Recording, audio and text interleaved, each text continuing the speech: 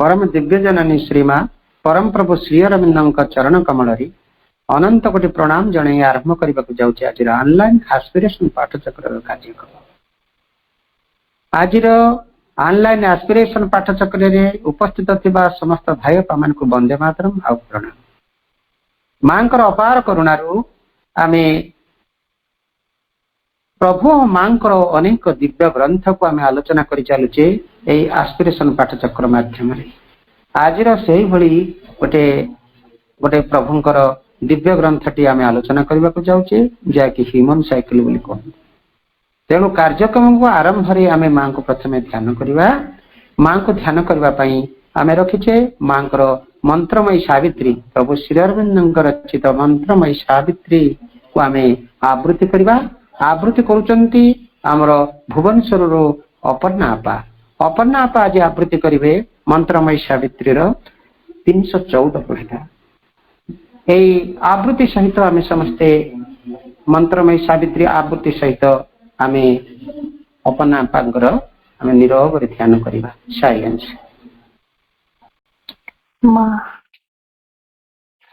एक श्रद्धापूर्ण भाव नहीं निरवित मनरे मांत्रिक महाकाव्य सावित्री किछि महान पंक्तिर स्पंदन रे आसंतु आम समस्ते स्पंदित हो उठिबा। Book 3 Canto 2 The Adoration of the Divine Mother, page 314.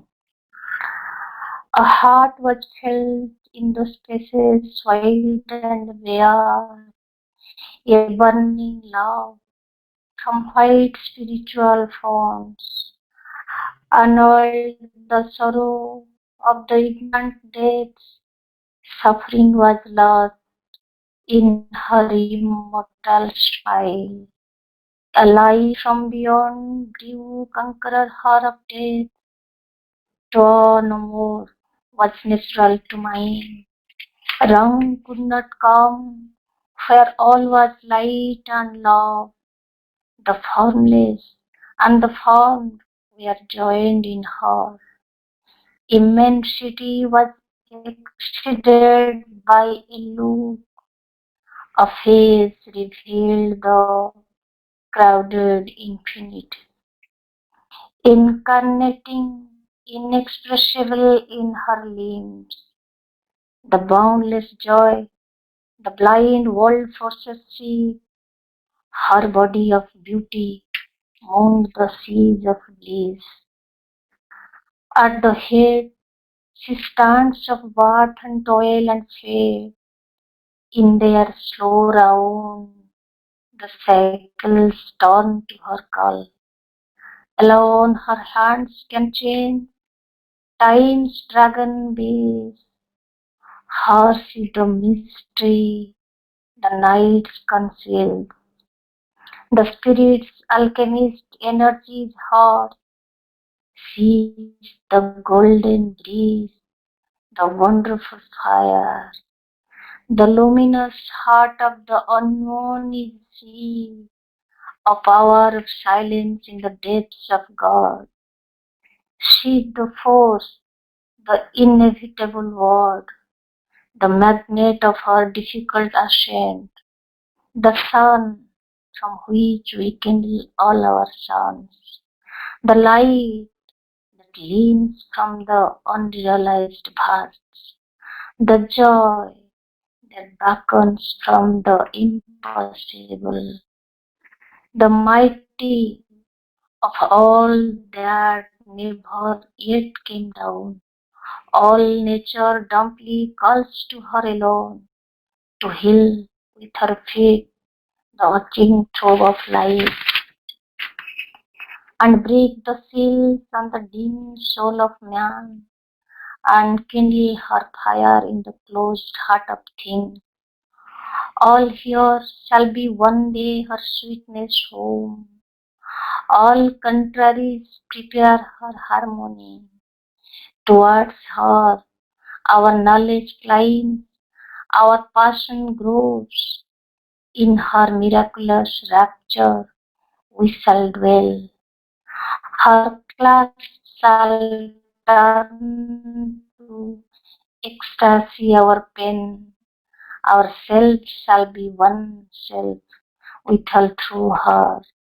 In her conformed because transformed in her, our life shall find in its fulfilled response above the boundless husk beatitudes, below the wonder of the embrace divine, this known as in a thunder flash of God, the rapture of things eternal filled his lips, amazement fell upon his ravished sense. His spirit was cut in her tolerant flame. Once seen, his heart acknowledged only her. Only hunger of infinite bliss was left. All ends in her were lost, then found in her. His base was gathered to one pointing spire. Ma. ଧନ୍ୟବାଦ ବାପା। କେତେବେଳ ଯାଏ ଆମେ ମାଙ୍କର ସାବିତ୍ରୀ ମନ୍ତ୍ର ଉଚ୍ଚାରଣ ସହିତ ଆମେ ନିରବରେ ମାଙ୍କୁ ଧ୍ୟାନ କରୁଥିଲେ। ଏବେ ସମୟ ହେଇଛି ଗୋଟିଏ ମାଙ୍କ ପ୍ରତି ଗୋଟିଏ ଭକ୍ତି ଶ୍ରଦ୍ଧାଞ୍ଜଳି ଦେବା, ଭକ୍ତିପଦ ବନ୍ଦନାଟେ ଗାନ କରିବା ପାଇଁ ଆମେ ଝରଣା ବାପା ଭୁବନେଶ୍ୱରଙ୍କୁ ଅନୁରୋଧ କରିବା। ଝରଣା ବାପା ଆଜି ଗୋଟେ ଆପଣ ଗୋଟେ ମାତୃ ବନ୍ଦନା ଗାନ କରନ୍ତୁ।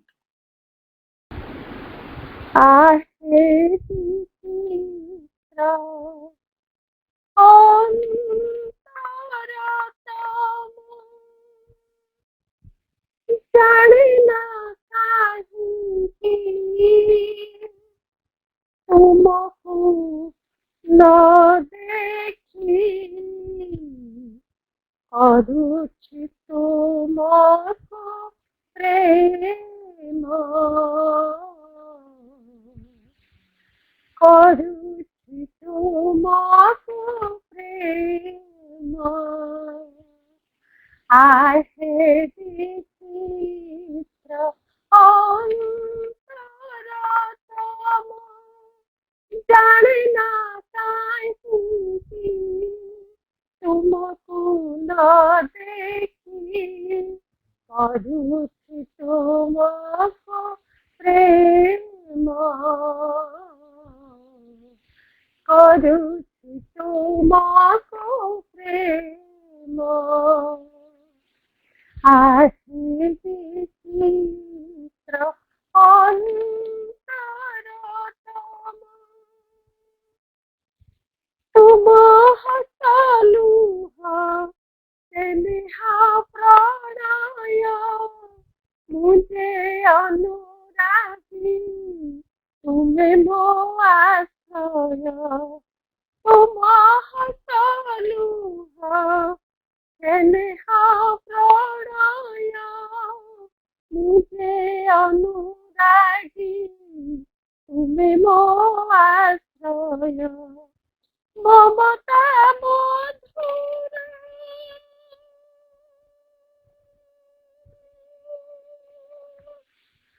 ममता मधुर मानवीमान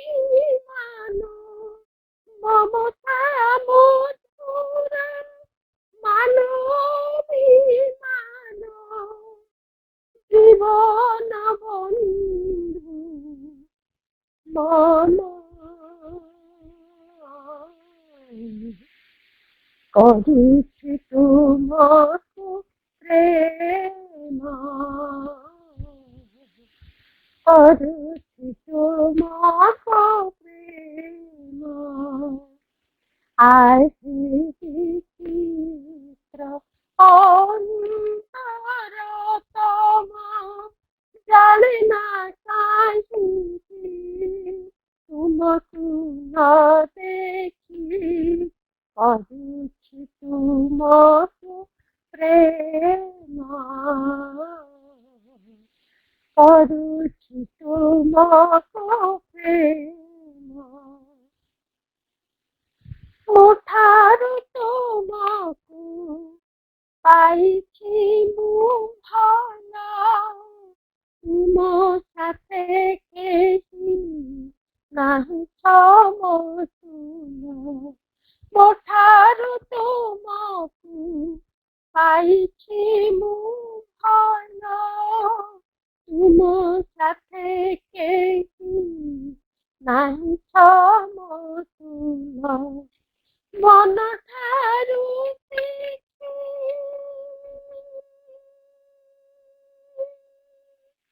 ମନ ଠାରୁ ଶିଖି ଜାଣିଛେ ଏତିକି ମନ ଠାରୁ ଶିଖି ଜାଣିଛେ ଏତିକି ତେଣୁ ଭଜେ ତୁମ ନାମ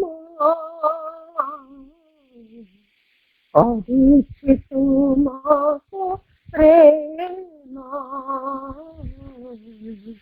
କରୁଛି ତୁମକୁ ପ୍ରେମ ଆଜି ବିଚିତ୍ର ଅନ୍ତରତମ ଜାଣେ ନା କାହିଁକି ତୁମକୁ ନ ଦେଖି କରୁଛି ତୁମକୁ ପ୍ରେମ କରୁଛି ତୁମକୁ ପ୍ରେମ କରୁଛି ତୁମକୁ ପ୍ରେମ କରୁଛି ତୁମକୁ ପ୍ରେମ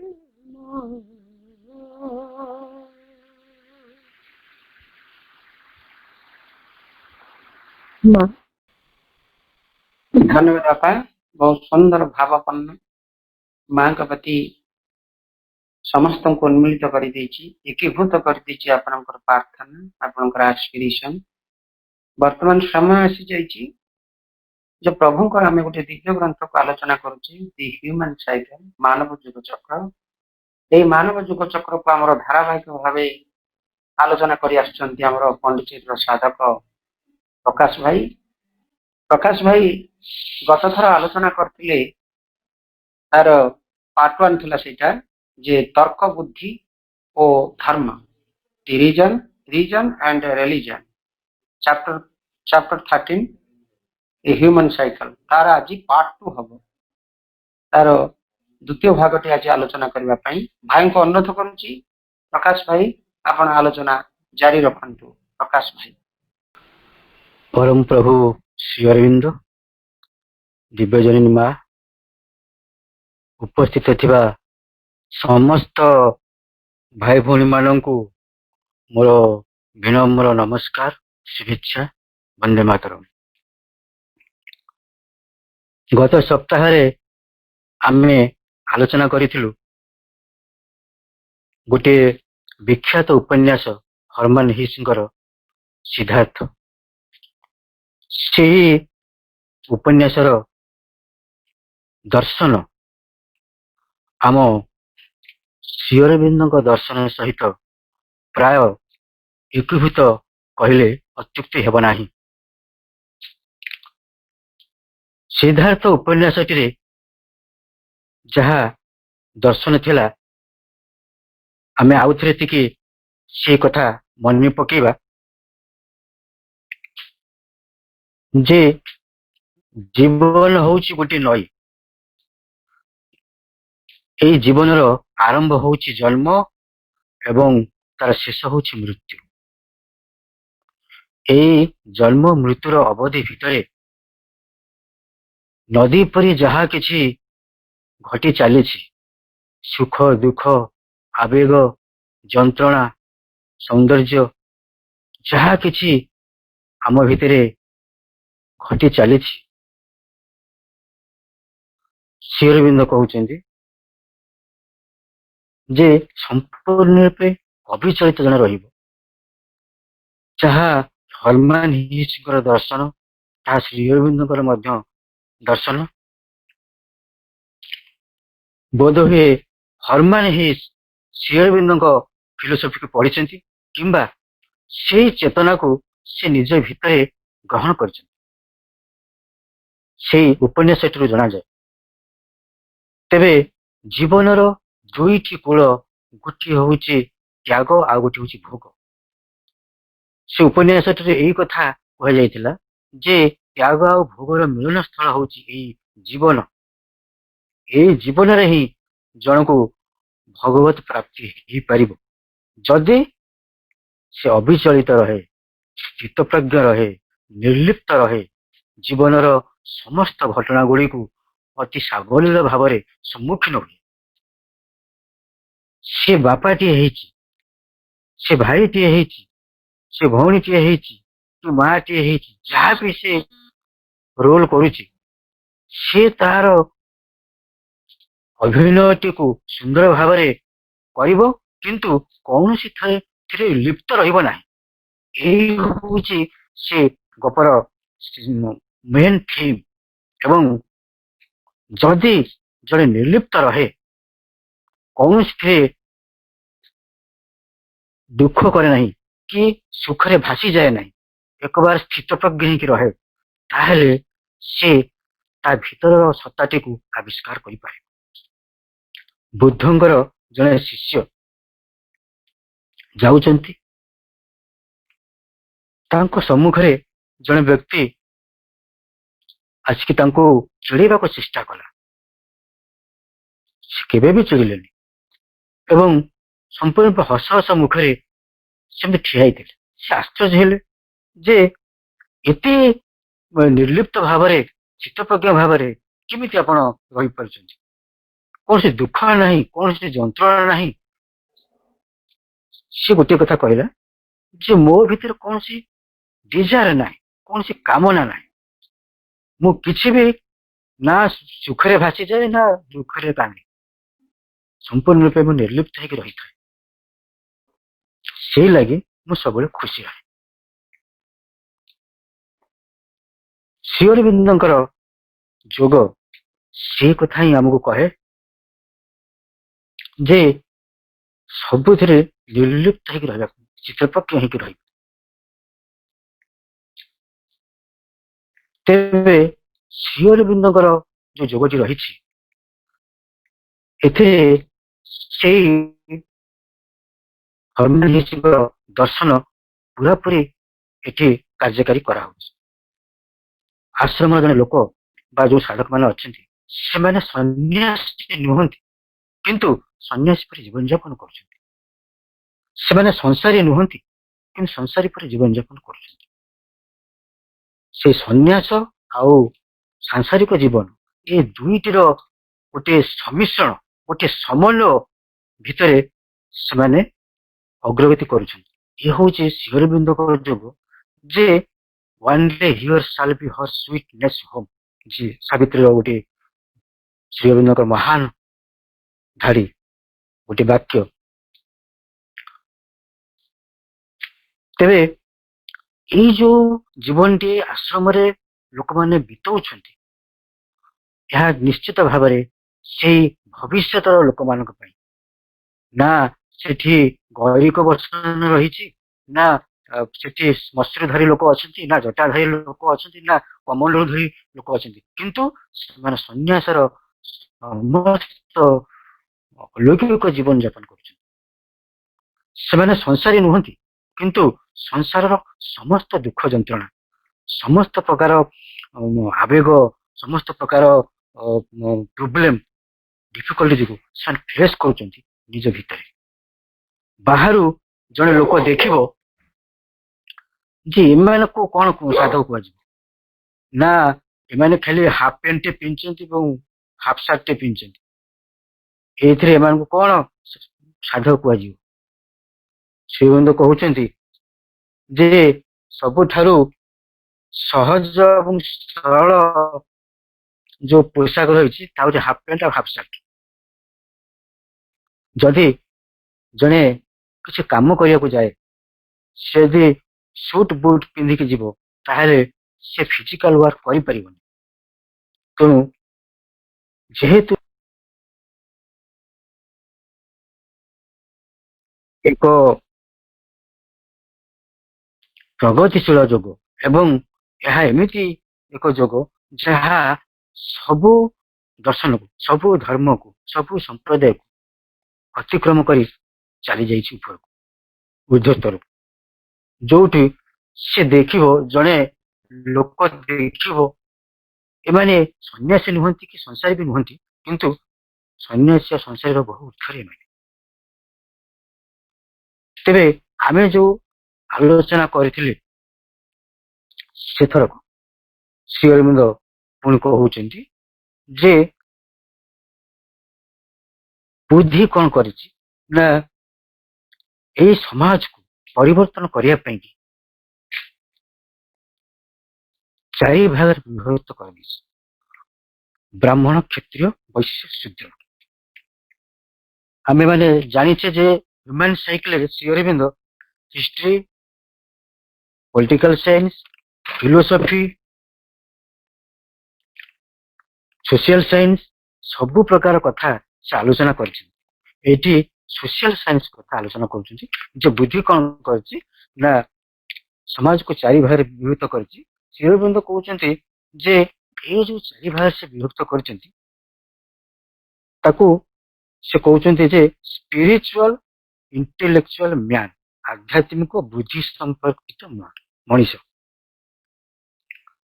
ତାପରେ କହୁଛନ୍ତି the dynamic will, the vital man, ଇଚ୍ଛା ପ୍ରଧାନ ଗତିଧର୍ମୀ ମଣିଷ। ପୁଣି କହୁଛନ୍ତି the hedonist and economic man, ସୁଖକାମୀ ଆର୍ଥିକ ମଣିଷ। ଏବଂ ମ୍ୟାଟେରିଆଲ ମ୍ୟାନ, ବସ୍ତୁ ସ୍ତରୀୟ ମଣିଷ। ଶ୍ରୀ ଅରବିନ୍ଦ ଏଇଭଳି ଭାବରେ ଯୋଉ ବର୍ଣ୍ଣନା କରିଛନ୍ତି ବ୍ରାହ୍ମଣ ମାନଙ୍କୁ ଆଧ୍ୟାତ୍ମିକ ସ୍ତରର କଥା, ଯୋଉମାନେ ପ୍ରକୃତରେ ଆଧ୍ୟାତ୍ମିକ ସ୍ତରରେ ରହିଛନ୍ତି ସେଇମାନଙ୍କୁ ହିଁ ବ୍ରାହ୍ମଣ କୁହାଯିବ ବୋଲି ଶ୍ରୀ ଅରବିନ୍ଦ କହୁଛନ୍ତି। ଆଉ ଯୋଉମାନଙ୍କ ଭିତରେ ଗୋଟେ ଭାଇଟାଲ ଶକ୍ତି ରହିଛି, ଯୋଉମାନଙ୍କ ଭିତରେ ଗୋଟେ ଏମିତି ବୀର୍ଯ୍ୟ ଶକ୍ତି ରହିଛି ଯେ ସେ ଦେଶକୁ ରକ୍ଷା କରିପାରିବ, ଯେକୌଣସି ମୁହୂର୍ତ୍ତରେ ଯେକୌଣସି ବଳଶାଳୀ କାମ ସେ କରିପାରିବ, ସେମାନଙ୍କୁ କ୍ଷତ୍ରିୟ କୁହାଯିବ। ଏବଂ ଯୋଉମାନେ କେବଳ ସୁଖ ପାଇଁକି ଅର୍ଥ ଉପାର୍ଜନ କରିବେ ସେମାନଙ୍କୁ ବୈଶ୍ୟ କୁହାଯିବ। ଆଉ ଯୋଉମାନେ ମ୍ୟାଟେରିଆଲ ମାନଙ୍କୁ କାହିଁ କହୁଛନ୍ତି ନା ସେ କେବଳ ସେ ବସ୍ତୁ ସ୍ତରୀୟ ଜିନିଷ ଭିତରେ ହିଁ ତା ଜୀବନଟିକୁ ଅତିବାହିତ କରୁଛି। କଣ କହୁଛି ନା ଖାଲି ଖାଉଛି ଆଉ କିଛି ପଇସା ପିନ୍ଧୁଛି, ବାସ୍ ଏତିକି, ତାର ଆଉ କିଛି ଦରକାର ନାହିଁ। ତ ସେଇଥିପାଇଁ ତାକୁ ଶୂଦ୍ର ବୋଲି କହୁଛନ୍ତି। ଶ୍ରୀ ଅରବିନ୍ଦ ଏଠି କହୁଛନ୍ତି ଗୋଟେ ବଢିଆ କଥାଟା କହିଛନ୍ତି ଏଠି ଯେ ଶୂଦ୍ର ଭିତରେ ବି ରହିଛି ସେ ଭଗବାନଙ୍କୁ ଉପଲବ୍ଧି କରିବାର ସମ୍ଭାବନା, ଏବଂ ତାକୁ ତାର ଶୂଦ୍ରତ୍ୱ ଭିତରେ ତାକୁ ବାନ୍ଧି ଦିଅ ନାହିଁ। ଏଇ ଚମତ୍କାର କଥାଟି ସେ କହିଛନ୍ତି ଯେ ତାକୁ ଶୂଦ୍ରତ୍ୱ ଭିତରେ ବାନ୍ଧି ଦିଅ ନାହିଁ, ତାକୁ ସୁଯୋଗ ଦିଅ ଯେମିତି ସେ ତା ଅନ୍ତଃସତ୍ତାକୁ ଆବିଷ୍କାର କରିବ।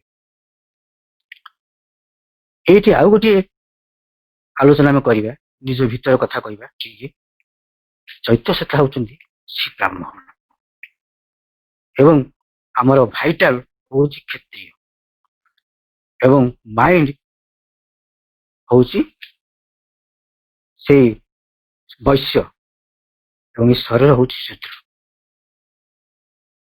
ଏହାକୁ ତାତ୍ତ୍ୱିକ ଭାବରେ ଆଲୋଚନା କଲେ ଏଇଭଳି ଲାଗେ ଯେ ଏଇ ଶରୀର ହଉଛି ଶୂଦ୍ର, ସିଏ କେବଳ ଖାଇବ ଆଉ ପୋଷାକ ପିନ୍ଧିବ, ବିଭିନ୍ନ ପ୍ରକାର ପୋଷାକ ପିନ୍ଧିବ, ଖାଇବ, ତାର ଏତିକି ହେଲେ ସେ ଯଥେଷ୍ଟ। ମନର କେତେ କଣ ଦରକାର, କେତେ ଐଶ୍ୱର୍ଯ୍ୟ ତାର ଦରକାର, କେତେ ଗାଡି ଘୋଡା କରିବି, କେତେ ଟଙ୍କା ଉପାର୍ଜନ କରିବି, ଇଏ ହଉଛି ମନର କାର୍ଯ୍ୟ। ଆଉ ଭାଇଟାଲ ପ୍ରାଣ ଶକ୍ତି, ତାର କେବଳ ଯୁଦ୍ଧ ଭାବ, ଯୁଦ୍ଧ କରି ବସି। ଏଭଳି ଭାବରେ ଆମ ଭିତରେ ପ୍ରାଣର ଶକ୍ତି ରହିଛି ଏବଂ ପ୍ରାଣର ଯାହା ସବୁ କାର୍ଯ୍ୟକ୍ରମ, ଗୀତ ବୋଲିବା, ନାଚ କରିବା, କବିତା ଲେଖିବା ଏବଂ ଯେତେ ସବୁ ପ୍ରାଣିକ କାର୍ଯ୍ୟ ତାହା କରିବା ପାଇଁ ସେ ଇଚ୍ଛୁକ। ଏବଂ ଚୈତ୍ୟସତ୍ତା ଯିଏ କେବଳ ଭଗବାନଙ୍କୁ ଆରାଧନା କରେ। ଗୋଟିଏ ମଣିଷ ଭିତରେ ଏଇ ଚାରି ବର୍ଣ୍ଣକୁ ରଖି ଦିଆଯାଇଛି। କିନ୍ତୁ ଆମେମାନେ ସମସ୍ତେ ଜାଣିଛେ ଯେ ଗୀତାରେ ମଧ୍ୟ ଏଇ ଚାରିବର୍ଣ୍ଣ କଥା ବର୍ଣ୍ଣନା କରାଯାଇଛି। ଚାତୁର୍ବର୍ଣ୍ଣ୍ୟଂ ମୟା ସୃଷ୍ଟଂ ଗୁଣ କର୍ମ ବିଭାବଶ। ସେ କହୁଛନ୍ତି, ଶ୍ରୀକୃଷ୍ଣ କହୁଛନ୍ତି ଗୀତାରେ, ଗୁଣ ଓ କର୍ମ ନେଇ ମୋ ଦ୍ୱାରା ବ୍ରାହ୍ମଣ, କ୍ଷତ୍ରିୟ, ବୈଶ୍ୟ ଓ ଶୂଦ୍ର ଚାରିବର୍ଣ୍ଣ ସୃଷ୍ଟି ହୋଇଥିଲେ। ଗୁଣ ଆଉ କର୍ମକୁ ନେଇକରି এই ଚାରିବର୍ଣ୍ଣ ସୃଷ୍ଟି ହେଇଥିଲେ, କିନ୍ତୁ କାଳକ୍ରମେ ତାହା ଜାତିରେ ପରିଣତ ହେଇଗଲା। এই କଥା ବୁଦ୍ଧଦେବ ବହୁ ଆଗରୁ କହିଥିଲେ ଯେ ଏମିତି ଦିନେ ସମୟ ଆସିବ ଲୋକମାନେ ଏଇ ଜାତିକୁ ନେଇକି ବହୁ ଝଡ଼ଝଞ୍ଜା ସୃଷ୍ଟି କରିବେ। ତେବେ ଯେତେବେଳେ ପ୍ରାଣ ସମାଜରେ ଏଇଭଳି ଏକ ଚାରିଟି ପନ୍ଥା ତିଆରି କରିଦେଲା, ଶ୍ରୀ ଅରବିନ୍ଦ କହୁଛନ୍ତି ଯେ ଏହା କେବେ ହେଲେ ସମାଜକୁ ଅଧିକ ଆଗକୁ ନେଇପାରିବ ନାହିଁ। ଏଇ ରୀତିକୁ ବଜାୟ ରଖିବା ପାଇଁ ତ୍ରେତା ଯୁଗରେ ଚାରି ଯୁଗ ବର୍ଣ୍ଣନା କରିଛନ୍ତି। ତ୍ରେତା ଯୁଗରେ ଇଚ୍ଛା ଶକ୍ତି ଆଉ ଚରିତ୍ର ଏହାର ମାଧ୍ୟମରେ ଧର୍ମକୁ ରକ୍ଷା କରିବା ପାଇଁ ଚେଷ୍ଟା କରାଯାଇଥିଲା। ଆପଣମାନେ ଜାଣିଛନ୍ତି ଶ୍ରୀ ରାମଚନ୍ଦ୍ର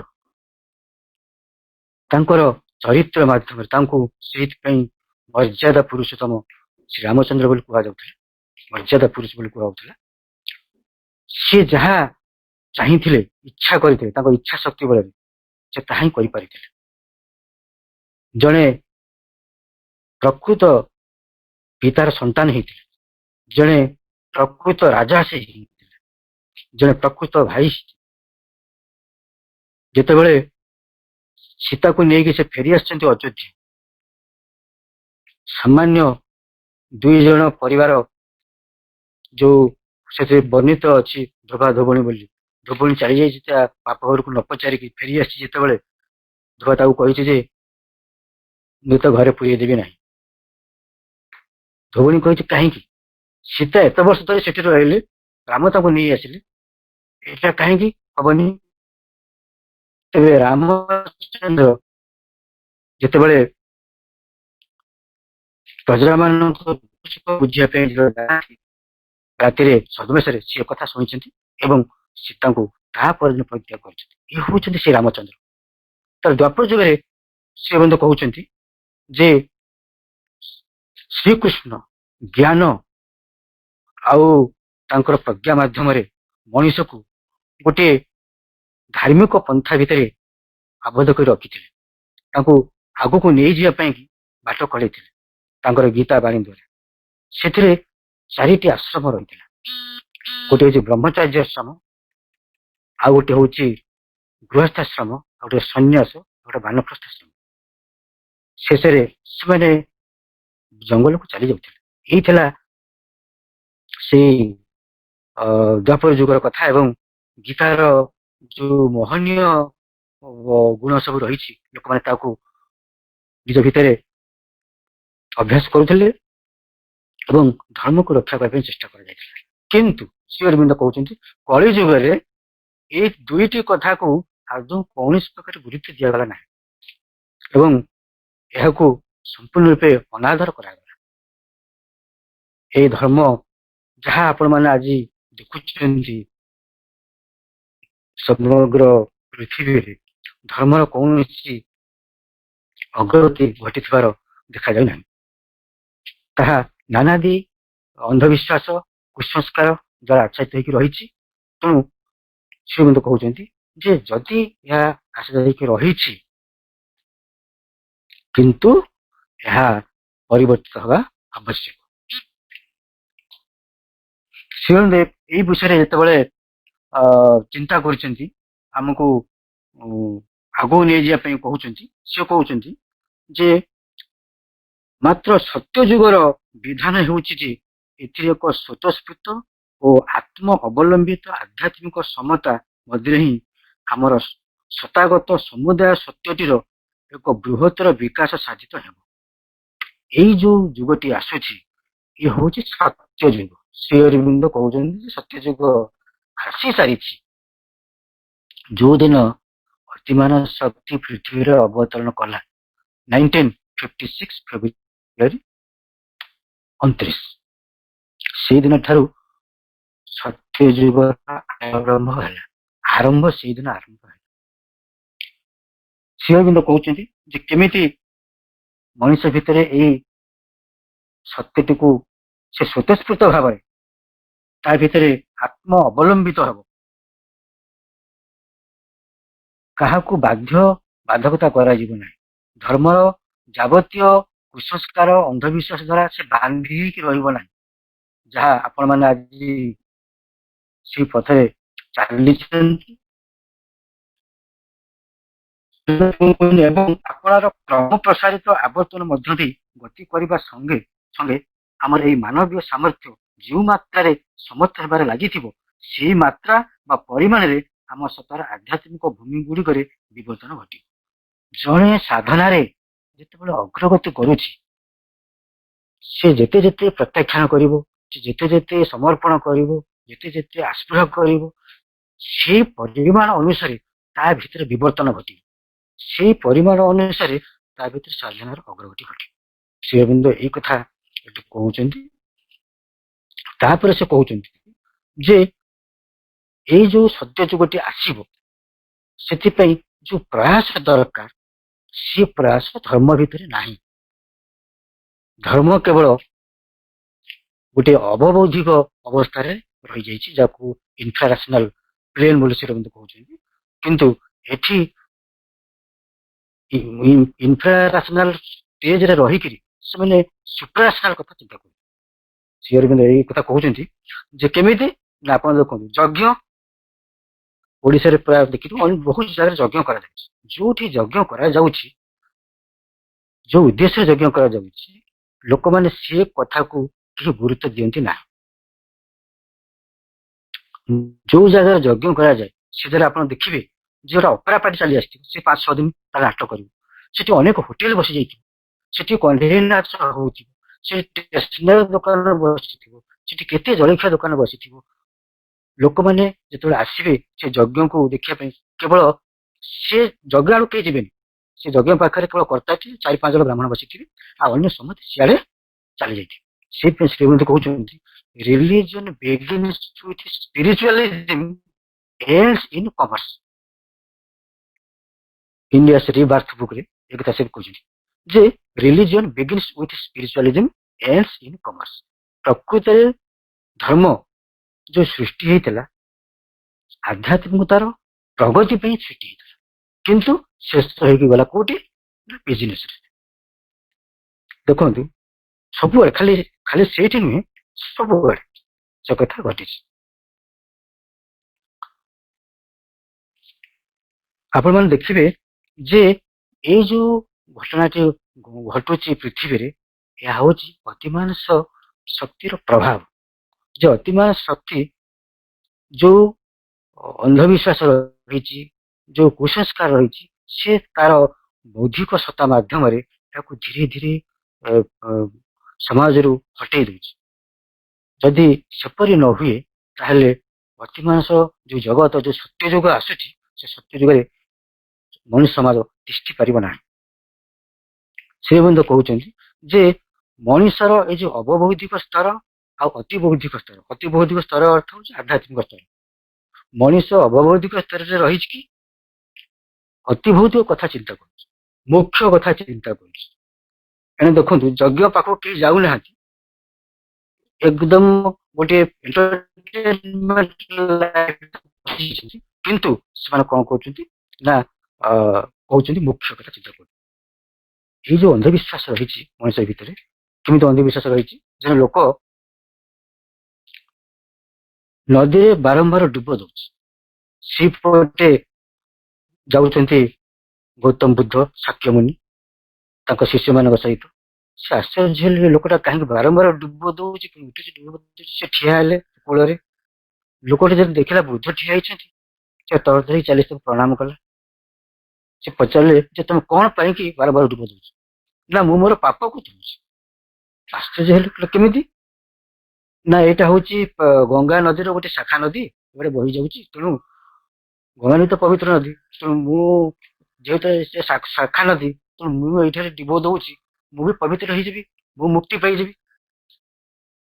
ବୁଦ୍ଧଦେବ କହିଲେ ଏଇ ଯୋଉ ନଦୀରେ ଯୋଉ ମାଛ ମାନ ଅଛନ୍ତି, କଙ୍କଡା ମାନ ଅଛନ୍ତି, କଇଁଛ ମାନ ଅଛନ୍ତି, ଏମାନେ ତ ମୁକ୍ତି ପାଇଯାଆନ୍ତି, ଏମାନେ ଏତେ ବର୍ଷ ଧରିକି ଅଛନ୍ତି ତା ଭିତରେ। ସେ ବ୍ୟକ୍ତି ଚୁପ୍ ହେଇଗଲେ, କହିଲେ ହଁ ବୁଦ୍ଧ, କଥା ସତ ତ। ତେବେ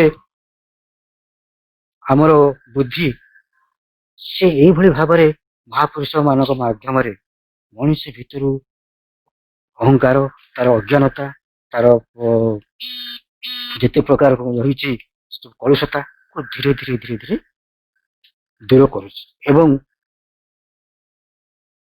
ବୁଦ୍ଧିର ଇଚ୍ଛା ଯେ ସେ ମଣିଷ ଆଖିରୁ ସମସ୍ତ ପ୍ରକାର ଅନ୍ଧ ପୁଟୁଳିକୁ ଗୋଟିକ ପରେ ଗୋଟିଏ କାଢି ଦେଇକିରି ସେହି greater consciousness, gate of greater consciousness ଆମେ ଯୋଉ ପଢିଥିଲେ, ସେଇ ଗ୍ରେଟର କନସିୟସନେସ୍ ଗେଟ୍ ପାଖରେ ତାଙ୍କୁ ନେଇ ଛାଡ଼ିଦେବ। ସେ ବୃହତ୍ତର ଚେତନାର ତୋରଣ ନିକଟରେ ତାଙ୍କୁ ନେଇ ଛାଡ଼ିଦେବ, ଯୋଉଠି ଚୈତ୍ୟ ସତ୍ତା ତାଙ୍କୁ ଆହୁରି ଆଗକୁ ନେଇ ଚାଲିଯିବ। କିନ୍ତୁ ବୁଦ୍ଧି ସେଇ ସୁପ୍ରାରାସନାଲ କନସିୟସନେସ୍ ଉପରକୁ ଯାଇପାରିବ ନାହିଁ। ତାର ସେତିକି ହଉଛି କାମ। ଶ୍ରୀମନ୍ତ କହୁଛନ୍ତି ସେ ମଝି ସ୍ତରରେ ହିଁ ରହିଛି, ସେ କେବଳ ଲୋକମାନଙ୍କୁ ନେଇକି ସେ ଛାଡ଼ିବ। ତାର କାମ ହଉଛି ଯେ ତା ଭିତରୁ ସମସ୍ତ ପ୍ରକାର ଅଜ୍ଞାନତାକୁ ଆଉ କଳୁଷତାକୁ ସବୁ ବାହାର କରିଦେଇକି ସେଇ ତୋରଣ ପାଖରେ ନେଇ ପହଞ୍ଚେଇ ଦବ। ଶ୍ରୀଅରବିନ୍ଦ କହୁଛନ୍ତି ଯେତେବେଳେ ଏଇ କାମଟି ସେ କରିବାକୁ ବାହାରିଛି, ସେ ଏଇ କାମରେ ସଫଳତା ହାସଲ କଲେ ମଧ୍ୟ ଆମେ ସେ ସଫଳତାକୁ ଏକ ସୁଫଳ ବା ପ୍ରକୃତ ସଫଳତା ବୋଲି କହିପାରିବା ନାହିଁ।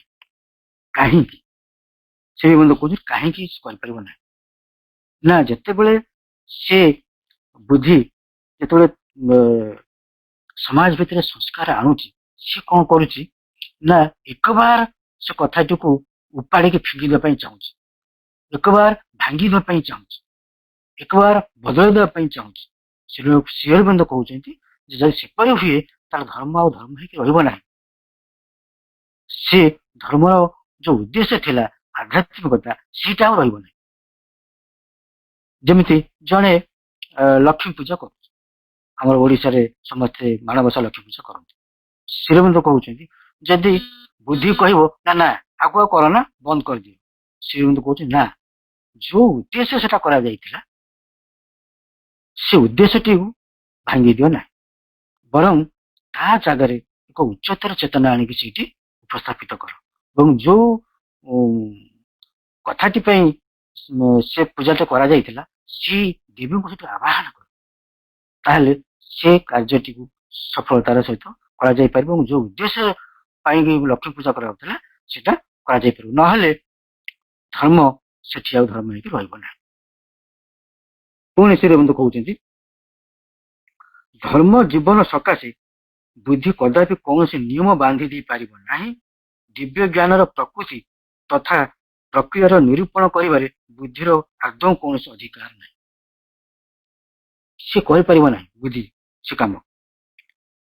ଦିବ୍ୟ ଜ୍ଞାନର ପ୍ରକୃତି ତଥା ପ୍ରକ୍ରିୟାର ନିରୂପଣ, ଦିବ୍ୟ ଜ୍ଞାନ କଣ, ତାର ପ୍ରକୃତି କଣ, ବୁଦ୍ଧି କଥା ଜାଣିନାହିଁ। କାହିଁକି ନା ଏଇଟା ତ ସୁପର ରାସନାଲ କଥା, ଏଟା ତ ସମ୍ପୂର୍ଣ୍ଣ ଅତି ଭୌତିକର କଥା, ଅତି ବୌଦ୍ଧିକର କଥା, ଏଟା ଆଧ୍ୟାତ୍ମିକତାର କଥା। ସେ ପର୍ଯ୍ୟନ୍ତ ସେ ଯାଇପାରିବନି। କାହିଁକି ନା ସେଇଠି ତ ଯୋଉ ତୋରଣ ପାଖରେ ସେ ଛାଡ଼ିବ ମଣିଷକୁ ନେଇକିରି, ତା ପରଠୁ ସେଟା ଆରମ୍ଭ ହବ। ତେଣୁ ସେ ବିଷୟରେ ସେ ଚିନ୍ତା କରିପାରିବନି ଯେ ତାର ସେତିକି ସାମର୍ଥ୍ୟ ମଧ୍ୟ ନାହିଁ।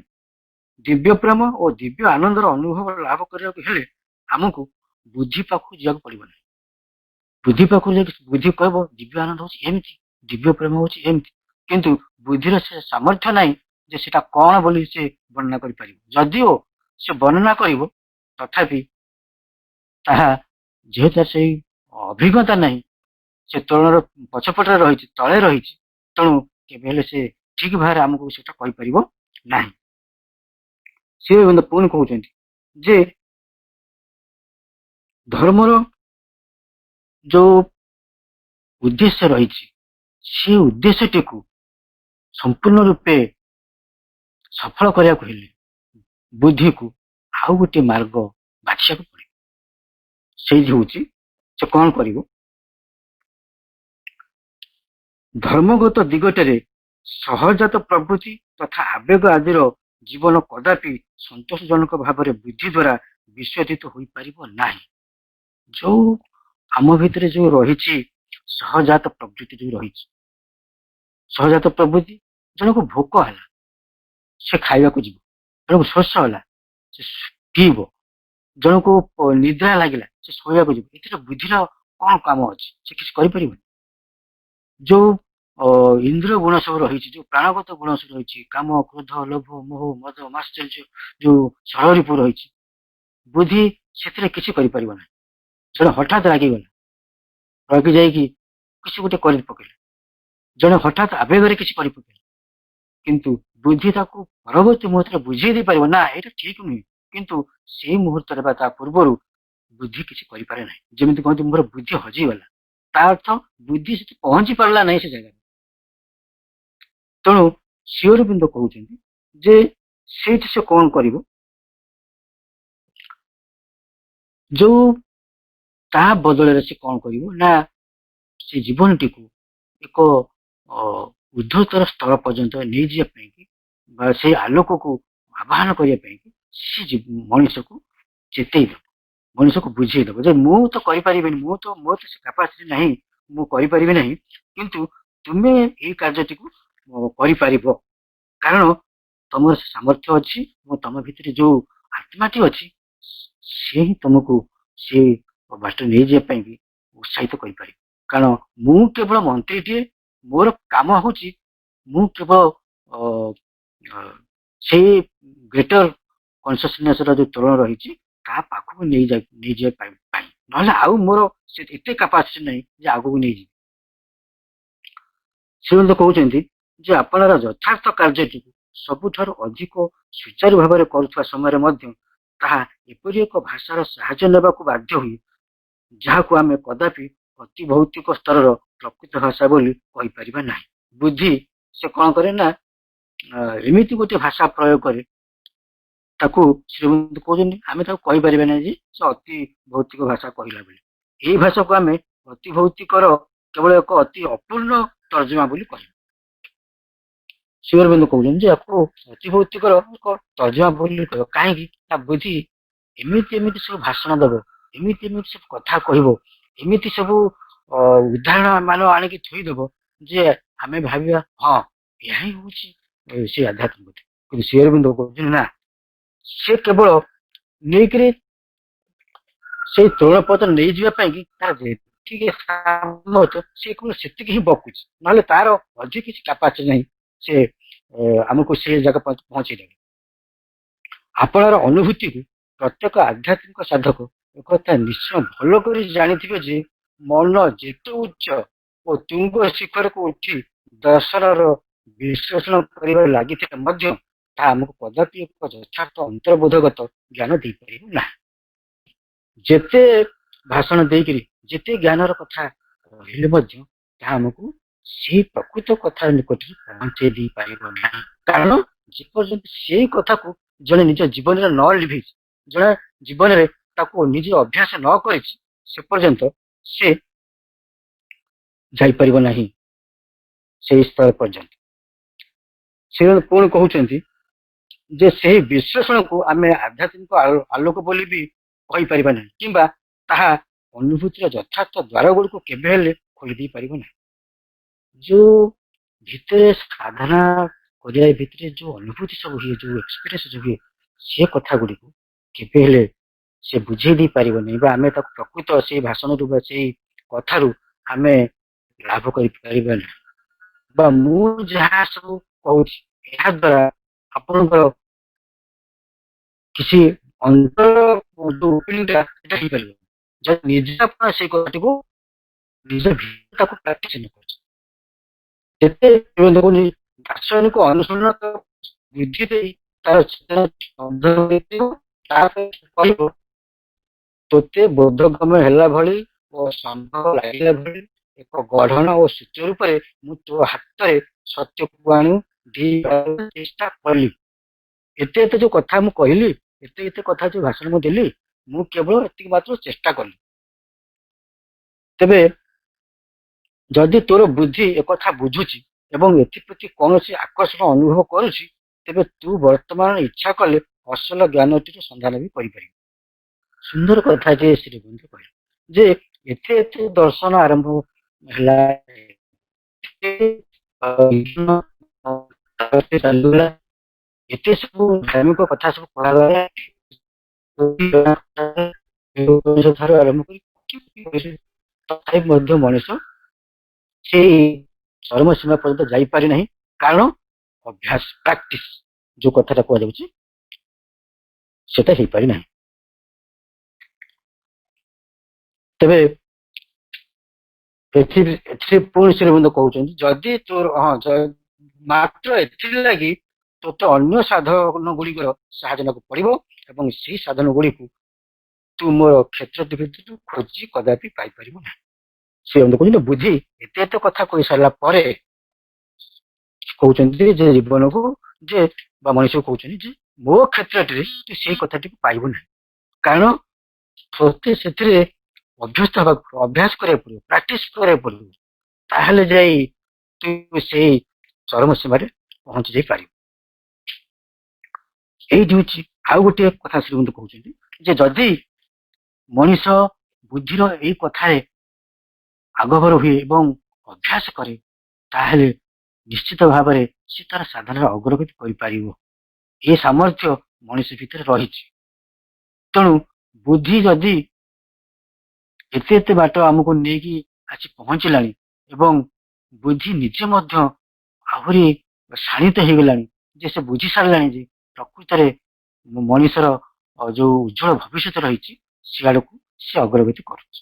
ତେଣୁ ମୋର କାର୍ଯ୍ୟଟି ହଉଛି ମୁଁ କେବଳ ମଣିଷକୁ ନେଇଯିବି ସେଇ ଚରମ ସୀମା ପର୍ଯ୍ୟନ୍ତ ତାକୁ ତାର ଯୋଉ ଅନ୍ଧବିଶ୍ୱାସ ରହିଛି ତାର ଯୋଉ କୁସଂସ୍କାର ରହିଛି ତା ଭିତରେ ତାକୁ କେବଳ ମୁଁ ତା ଆଖିରୁ ଗୋଟେ ପରଦା ପରେ ପରଦା ପରଦା ପରେ ପରଦା କାଢି ଚାଲିବି ଶେଷକୁ ତାକୁ କହିବି ଯେ ତୋର ଶେଷ ପରଦାଟି ହଉଛି ମୁଁ ବୁଦ୍ଧି ମତେ ତୁ କାଢିଦେ। ଶ୍ରୀବନ୍ଧ କହୁଛନ୍ତି ଶେଷ ପାରାଗ୍ରାଫ ଅନ୍ୟ କୌଣସି ଯଥାର୍ଥ ସାହାଯ୍ୟ ଗ୍ରହଣ ନ କରିଥିବା ବେଳେ ବୁଦ୍ଧି ଯାହାକୁ ଅସମ୍ଭବ ବା ଉଦ୍ଭଟ ବୋଲି ଭାବୁଥାଏ ଚିନ୍ମୟତାର ସହାୟକ ପ୍ରେରଣା ଦ୍ୱାରା ଏବଂ ତାହାରି ଆଲୋକ ଦ୍ୱାରା ଆପଣଙ୍କୁ ଆଲୋକିତ କରିଦେଇ ଆପଣଙ୍କୁ ଆପଣର ସୀମାତୀତ କରି ଉତ୍ତୋଳିତ କରିନେଇଥିବା ବୁଦ୍ଧିକୁ ତାହା ହିଁ ସତ୍ୟ ତଥା ଯଥାର୍ଥ ବୋଲି ପ୍ରତିଭାତ ହେବାକୁ ଲାଗେ। ବୁଦ୍ଧି ଯେତେବେଳେ ଅନ୍ୟ କାହାରି ସାହାଯ୍ୟ ନେଇନି ନ ନେଇକି ସେ ଆଗକୁ ଯାଉଛି ଶ୍ରୀ ଅରବିନ୍ଦ କହୁଛନ୍ତି ଯେ ଯାହାକୁ ସେ ଅସମ୍ଭବ ଓ ଉଦ୍ଭଟ ଭାବୁଥାଏ ଏଟା ଅସମ୍ଭବ ଏଟା କେବେ ହେଇପାରିବନି। ଏ କଥା ଯେତେବେଳେ ଭାବୁଛି ଜଣେ ଯେତେବେଳେ ସାଧନାରେ ଏକ ଅଲୌକିକ ଦୃଶ୍ୟ ଦେଖୁଛି ବୁଦ୍ଧି କହୁଛି ନା ଏଟା କେବେ ହେଇପାରିବନି ଏଟା କେବେ ହେଇପାରିବନି କାହିଁକି ନା ସେଇ ଯୋଉ ଚିନ୍ମୟତାର ସହାୟକ ବା ପ୍ରେରଣା ଦ୍ୱାରା ଏବଂ ତାହାରି ଆଲୋକ ଦ୍ୱାରା ଆପଣଙ୍କୁ ଆଲୋକିତ କରିଦେଇ ଆପଣଙ୍କୁ ଆପଣଙ୍କର ସୀମାତ କରି ଉତ୍ତୋଳିତ କରିନେଇଥିବା ବୁଦ୍ଧିକୁ ତାହା ହିଁ ସତ୍ୟ ତଥା ଯଥାର୍ଥ ବୋଲି ପ୍ରତିଭାତ ହେବାକୁ ଲାଗେ। ସେତେବେଳେ ଯେତେବେଳେ ସେଇ ପ୍ରେରଣାଟି ଆସିକି ତାକୁ ସ୍ପର୍ଶ କରେ ସେ ବୁଦ୍ଧିକୁ ସେ ଉଚ୍ଚତର ସ୍ତରରୁ ପ୍ରେରଣାଟି ଯେତେବେଳେ ଆସିକି ତାକୁ ସ୍ପର୍ଶ କରେ ସେତେବେଳେ ବୁଦ୍ଧି କଣ କରେ ନା ବିଶ୍ୱାସ କରେ ହଁ ଏଟା ସମ୍ଭବ ଏଟା ସମ୍ଭବ ଏଟା ସମ୍ଭବ। ଧନ୍ୟବାଦ ଭାଇ ଆଲୋଚନା ସୁନ୍ଦର ଭାବରେ ଆଲୋଚନା କରିଛନ୍ତି। ଆଜିର ଯୋଉ ଥିଲା ଦ୍ୱିତୀୟ ଭାଗ ଥିଲା ତର୍କ ବୁଦ୍ଧି ଓ ଧର୍ମ ରିଜନ ଆଣ୍ଡ ରିଲିଜନ। ବର୍ତ୍ତମାନ ସମୟ ହେଇଛି ଆମେ ବିରତି ଘୋଷଣା କରିବା କାର୍ଯ୍ୟକ୍ରମକୁ ଆମେ ଏଠି ସାଙ୍ଗ କରିବା ନିଜର ପାଠଚକ୍ର କାର୍ଯ୍ୟକ୍ରମକୁ। ତେଣୁ ଏଠି ଆମେ ମାଙ୍କୁ ପୁଣି ଧ୍ୟାନ କରି ମାତୃମନ୍ତ୍ର ସହିତ ଆମେ ଧ୍ୟାନ କରିବା ସମସ୍ତେ ସାଇଲେନ୍ସ ରହିବା କାର୍ଯ୍ୟକ୍ରମକୁ ବିରତି ଘୋଷଣା କରିବା।